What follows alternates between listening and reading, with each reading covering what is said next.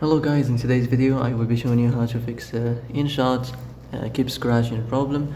So the answer is easy, just go to the settings and then scroll down to the apps section and then go to the search Inshot, then go to the storage, and here you will find this clear cache option. Click on it. Now you can go check it if it worked, and if it didn't you can try to restart your phone or turn the Wi-Fi off and on, or the Bluetooth or the airplane mode. Also you can try to clear data, but be careful. If you clear data, all this application's data will be deleted. This includes all files, the settings, the accounts, the databases, etc. So be careful if you want to clear your data.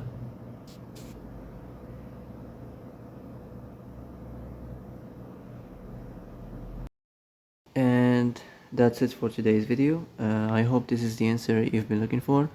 If you like this video, don't forget to like and subscribe, and see you in the next video. Thanks for watching.